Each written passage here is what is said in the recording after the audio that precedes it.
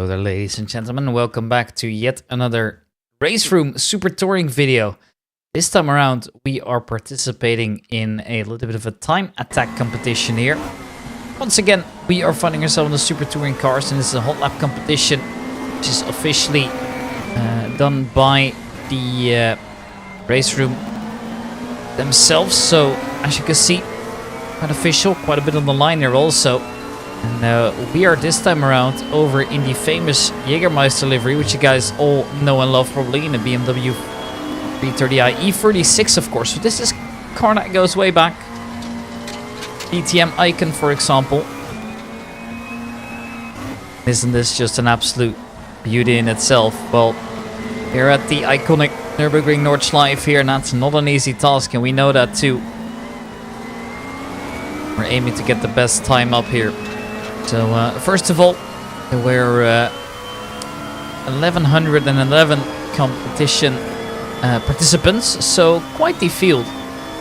And obviously, our goal is here to participate as well, while also making sure we show off the beautiful motion rig that we have in place, as always. Up to Swedenkoich now any second, trying to get as fast a time in as possible. Which is not easy. That is obviously safe to say at this point. So Hagenberg, you gotta brake quite heavily right there. Or going all the way down here again. So you keep pushing, try and go as hard as possible. We are making our way up to the slower section of the track now. I don't know, we're forced coming right up.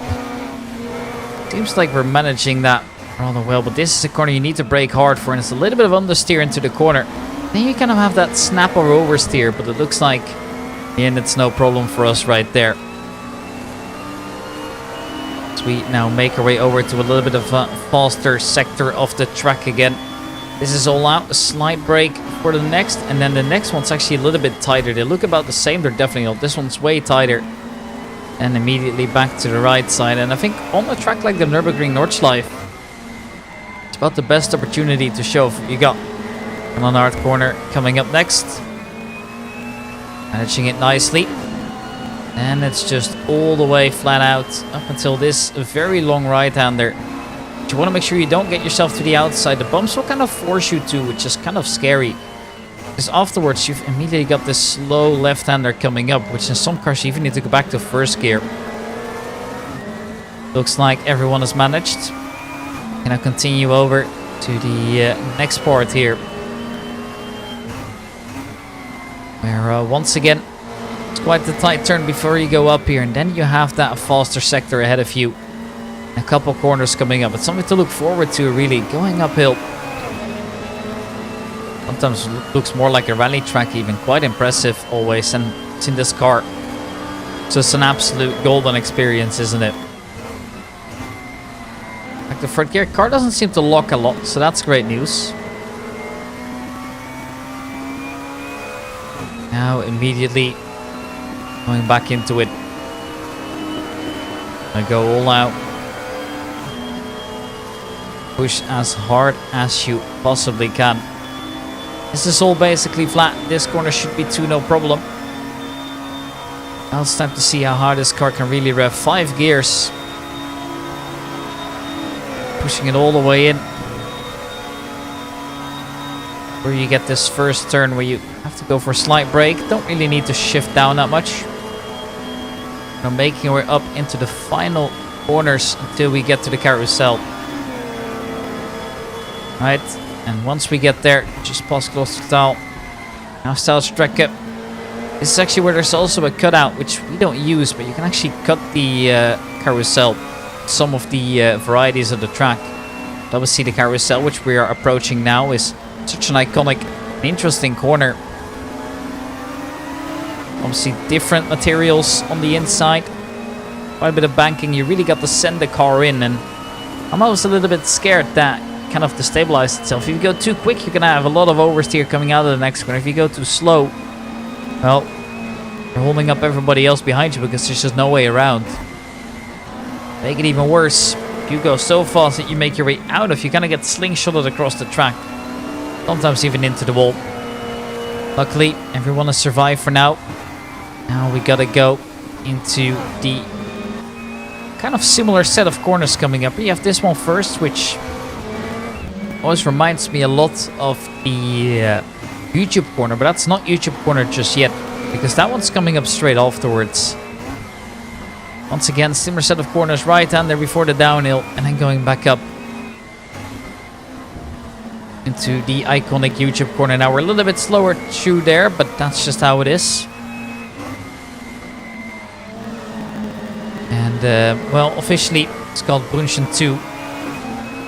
But we still call it, of course, as we should, YouTube corner. So many videos have been made there. And definitely a super iconic kind of track ride. So, yeah, a lot of videos. You can actually drive on this track. That's public highway, technically. You can buy tickets to go on here. Now, all the way to the faster part here. Only 2 more corners coming up.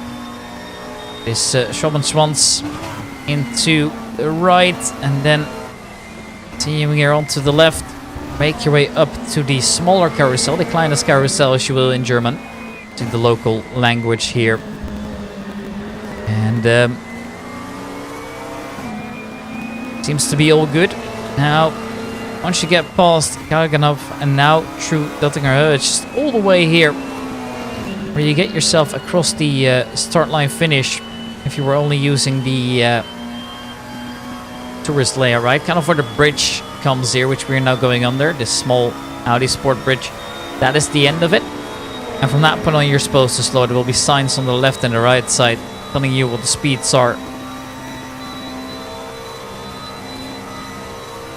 And it's just all the way out.